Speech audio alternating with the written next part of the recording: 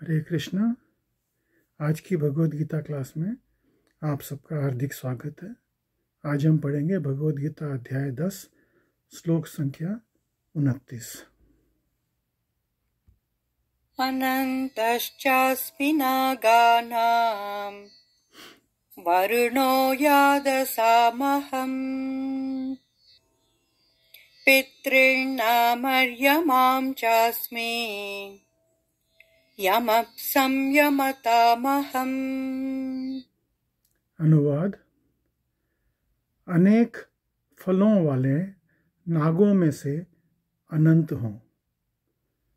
तो कई तरह के नाग होते हैं, तो जो कई फण वाले अनंत फण वाले जो नाग हैं उसमें से जो है वो शेष नाग अनंत, वो जो कि भगवान के बिस्तर भी हैं, जिसके ऊपर महाविष्णु शयन करते हैं, वो भगवान बोलते हैं कि वो मैं हूँ। और जलचरों में वरुण देव हूँ, पितरों में अवर्मा हूँ, और नियमों में निर्वाहकों में मृत्युराज यम हूँ। तो यमराज भी कालोस्मी, भगवान बोलते हैं बोले मैं ही काल हूँ। तो भगवान जो हैं वो यमराज हैं। तात्पर्य पढ़ेंगे। अनेक फनों वाले नागों में से अनंत सबसे प्रधान है, और इसी प्रकार जलचरों में वरुण देव प्रधान है। ये दोनों कृष्ण का प्रतिनिधित्व करते हैं। इसी प्रकार पितृलोक के अधिष्ठाता आर्यमा हैं, जो कृष्ण के प्रतिनिधि हैं। ऐसे अनेक जीव हैं जो दुष्टों को दंड देते हैं, किंतु इनमें यम प्रमुख हैं। यम पृथ्वीलोक के निकटवर्ती लोकों में रहते हैं। मृत्यु के बाद पापी लोक को वहाँ ले जाया जाता है, और यम उन्हें तरह तरह के दंड देने की व्यवस्था करते हैं। अगला श्लोक पढ़ेंगे। प्रह्लादश्चास्मि दैत्यानां कालः कलयतामहम् मृगाणां च मृगेन्द्रोऽहम् वैनतेयश्च पक्षिणाम्। अनुवाद। दैत्यों में मैं भक्तराज प्रहलाद हूँ, दमन करने वालों में मैं काल हूँ, पशुओं में मैं सिंह हूँ। पशुओं का जो राजा जो होता है सिंह, तो वो भगवान है। तथा पक्षियों में गरुड़ हूँ। सबसे विशाल पक्षी जो पक्षियों का राजा है वो गरुड़ होता है। अगला श्लोक पढ़ेंगे। पवनः पवतामस्मि रामः शस्त्रभृतामहम् जषाणां मकरश्चास्मि स्रोतसामस्मि जाह्नवी। समस्त पवित्र करने वालों में मैं वायु हूँ। अभी वायु जो है वो हर चीज को पवित्र कर देती है। गंदी से गंदी वस्तु के ऊपर जब पवन बहती है, तो पवन जब चलता है तो उसको शुद्ध कर देता है। उसके अंदर की बदबू वगैरह सब साफ हो जाती है, तो शुद्ध कर देती है पवन। तो भगवान बोलते हैं वो वायु मैं हूँ। शस्त्रधारियों में राम, अभी उपमा दी जाती है कि राम बाण अचूक है, तो भगवान राम जो है वो शस्त्रधारी में भगवान बोलते हैं कि वो मैं हूँ। मछलियों में मगर तथा नदियों में गंगा हूँ। सबसे पवित्र नदी कौन सी है? गंगा। अभी गंगा की उत्पत्ति कैसे हुई? जब वामन देव भगवान ने 3 पग भूमि ली थी बलि महाराज से, तो उन्होंने पहले पग में ऊपर के जितने लोग थे वो सारे माप लिए, और उनके जो चरण हैं वो जाकर के पृथ्वी के कवरिंग में जाकर के टकराया, तो पृथ्वी की कवरिंग में एक जरा सा छेद हो गया। तो जो कारण समुद्र है, वो कारण समुद्र का जल वो उस छेद में से रिसने लगा। तो भगवान के अंगूठे को धोता हुआ वो गिर रहा था।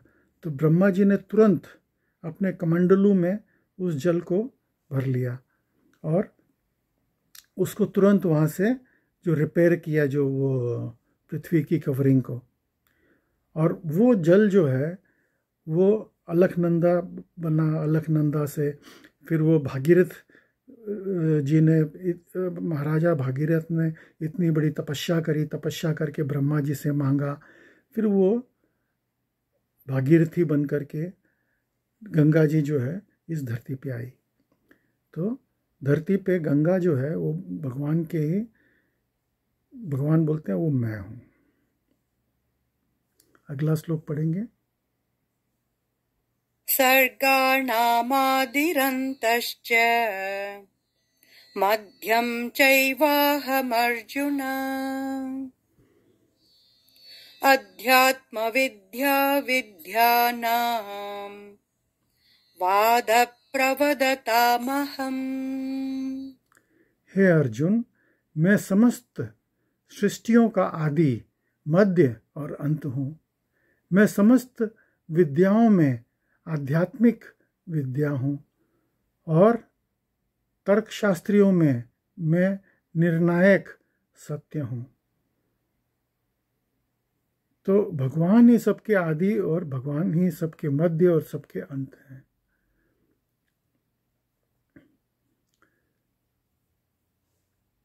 अगला श्लोक पढ़ेंगे। अक्षराणामकारोऽस्मि द्वन्द्वः सामासिकस्य च अहमेवाक्षयः कालो दाताहं विश्वतो मुखः। अक्षरों में मैं आकार हूँ और समस्यों में इंद्र, मैं शाश्वत काल में भी हूँ और सृष्टाओं में ब्रह्मा हूँ। तात्पर्य पढ़ेंगे। आकार अर्थात संस्कार अक्षर वाला का प्रथम अक्षर अ वैदिक साहित्य का शुभारंभ है। आकार के बिना कोई स्वर नहीं हो सकता, इसलिए ये आदि स्वर है। संस्कृत में कोई तरह के समसिक शब्द होते हैं, कई तरह के समसिक शब्द होते हैं, जिसमें से राम कृष्ण जैसे दोहरे शब्द द्वंद्व कहलाते हैं। समस में राम तथा कृष्ण अपने उसी रूप में हैं, अतः ये समस द्वंद्व कहलाता है। समस्त मरने वालों में काल सर्वोपरि है, क्योंकि ये सबों को मारता है। काल कृष्ण स्वरूप है, क्योंकि समय आने पर काल यम से सब कुछ लय हो जाएगा। सृजन करने वाले जीवों में चतुर्मुख ब्रह्मा प्रधान है, अतः वे भगवान कृष्ण के प्रतीक हैं। अगला श्लोक पढ़ेंगे। मृत्युर्सर्वहरश्चाहम् उद्भवश्च भविष्यताम् कीर्ति श्रीर्वाक्च नारीणाम् स्मृतिर्मेधा धृतिक्षमा। मैं सर्वभक्षी मृत्यु हूँ और मैं ही होने वालों को उत्पन्न करने वाला हूँ।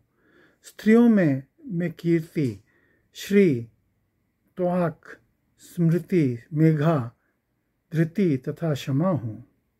तात्पर्य, ज्यों ही मनुष्य जन्म लेता है वो क्षण क्षण मरता रहता है। इस प्रकार मृत्यु समस्त जीवों का हर क्षण क्षण करती रहती है, किंतु अंतिम आघात मृत्यु कहलाता है। तो हम हर क्षण मृत्यु के करीब जाते जा रहे हैं, लेकिन हम लोग उसके लिए कोई प्रयत्न नहीं कर रहे हैं।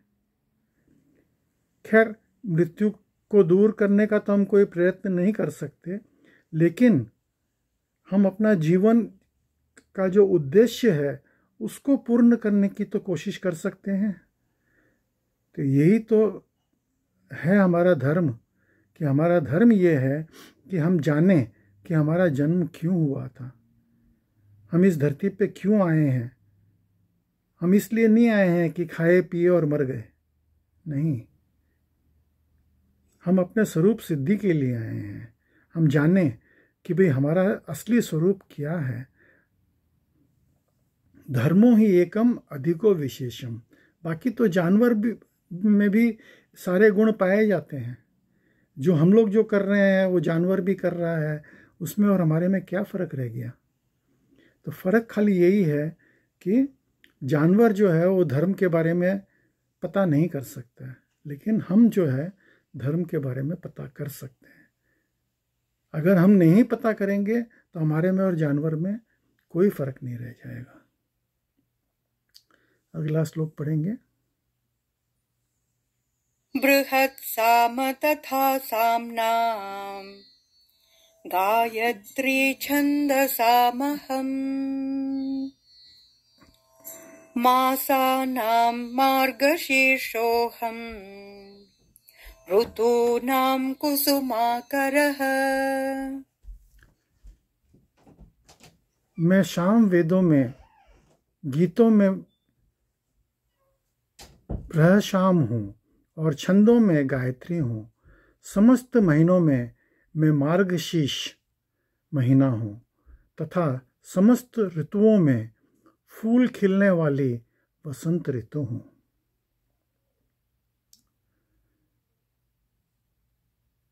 तात्पर्य, जैसा कि भगवान स्वयं बता चुके हैं, वे समस्त वेदों में शाम वेद हैं। शाम वेद विभिन्न देवताओं द्वारा गाए जाने वाले गीतों का संग्रह है। इन गीतों में से एक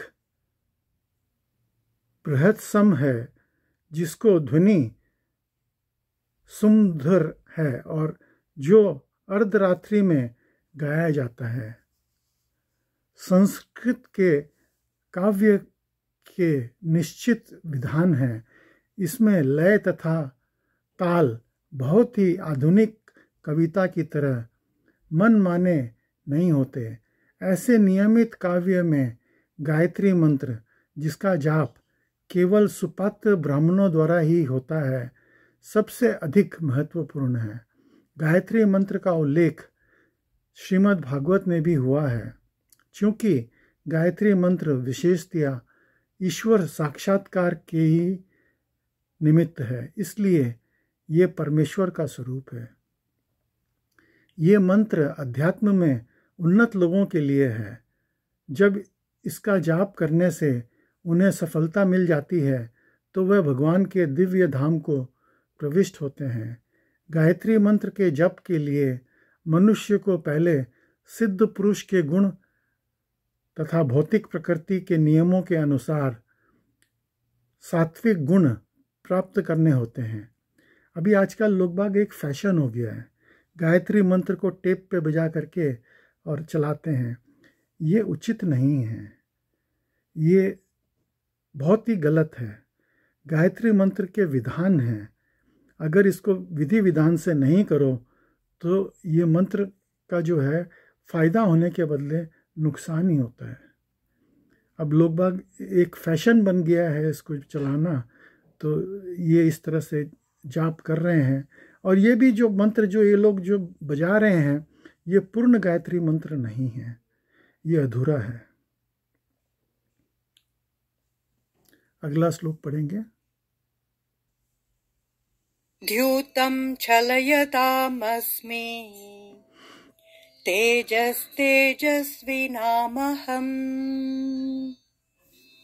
जयोऽस्मि व्यवसायोऽस्मि सत्वं सत्त्ववतामहम्। मैं छलियों में जुआ हूँ और तेजस्वियों में तेज हूँ। मैं विजय हूँ, साहस हूँ और बलवानों का बल हूँ। तो जो छल करने वाले हैं उनमें जुआ भगवान बोलते हैं, बोला मैं हूँ, मैं छलियों का भी छलिया हूँ। लोग बाग सोचते हैं कि वो भगवान को छल लेंगे, लेकिन भगवान बोलते हैं वो लोग क्या मेरे को छलेंगे, मैं ही उनको छल लेता हूँ। अभी लोग बाग कैसीनो में जाते हैं। अभी कैसीनो का मतलब क्या है, आप जरा समझने की कोशिश कीजिए। Cash in, no go out. कभी भी कोई कैसीनो से पैसा लेकर के जीत करके बाहर आया है? इम्पॉसिबल। क्योंकि क्या होता है, आदमी 99 के फेयर में पड़ जाता है। अरे अभी तो मैं जीत रहा हूँ, और जीतूंगा और जीतूंगा, और एक बाजी में सब हार जाता है। जितना जीता हुआ वो सब खाया पिया हुआ सब निकल जाता है। तो भगवान बोलते हैं, बोले ये जो छल करते हैं उसमें जुआ मैं हूँ। तो हम कोई भगवान से जीत सकते हैं? नहीं जीत सकते।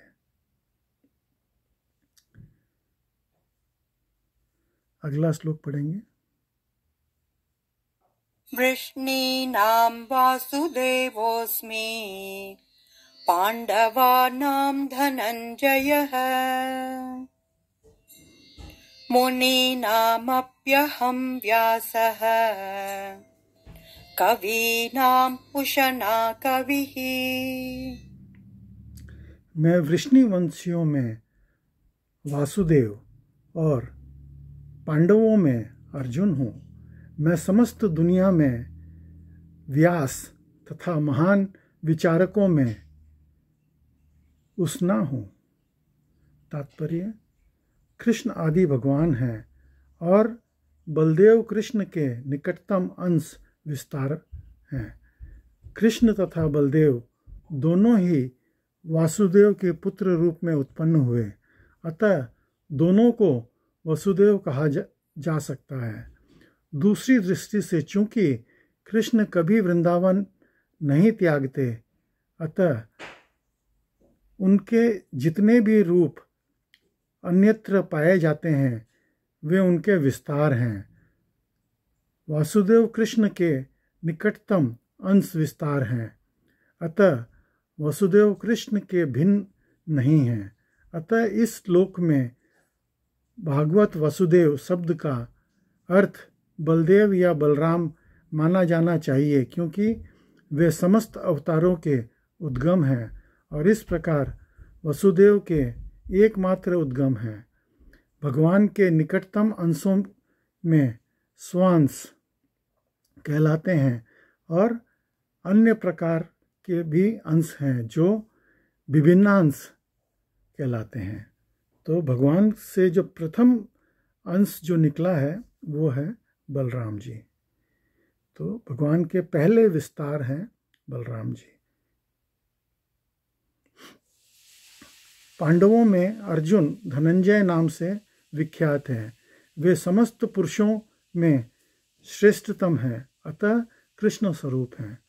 मुनियों अर्थात वैदिक ज्ञान में बटु विद्वानों में व्यास सबसे बड़े हैं, क्योंकि उन्होंने कलयुग में लोगों को समझाने के लिए वैदिक ज्ञान के अनेक प्रकार से प्रस्तुत किया है। और व्यास को कृष्ण के एक अवतार भी माने जाते हैं। वो सत्यावेश अवतार हैं जिन्होंने वेदों का विभाजन किया है। अतः वे कृष्ण स्वरूप हैं। कविगण किसी विषय पर गंभीरता से विचार करने में समर्थ होते हैं। कवियों में उष्णा अर्थात शुक्राचार्य असुरों में के गुरु हैं। वे अधिकतम बुद्धिमान तथा दूरदर्शी राजनेताओं थे। इस प्रकार शुक्राचार्य कृष्ण के ऐश्वर्य के दूसरे स्वरूप हैं। तो इस तरह से भगवान अपने ऐश्वर्य का वर्णन कर रहे हैं। बड़ा आनंद आ रहा है। कल हम इस अध्याय को खत्म करेंगे और अगले अध्याय में प्रवेश करेंगे, जिसका नाम है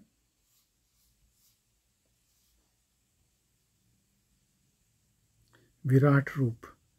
तो भगवान उसके अंदर अर्जुन जो है भगवान से बोलेंगे कि आप मुझे अपना विराट रूप दिखाइए। तो आजकल जो कई लोग बोलते हैं ना कि मैं भगवान हूँ, तो अगर आप भगवान हैं तो भैया अपना विराट रूप दिखाइए। ये अर्जुन जो है ये खास करके हमारे लिए ही ये रिक्वेस्ट कर रहे हैं कि आजकल कलयुग के अंदर कई लोग भगवान बनने की कोशिश करते हैं। तो बोले ठीक है, आप भगवान हो तो अपना विराट रूप दिखाइए। तो आज की भगवद गीता क्लास में आप सब सम्मिलित हुए, उसके लिए बहुत बहुत धन्यवाद। हरे कृष्णा।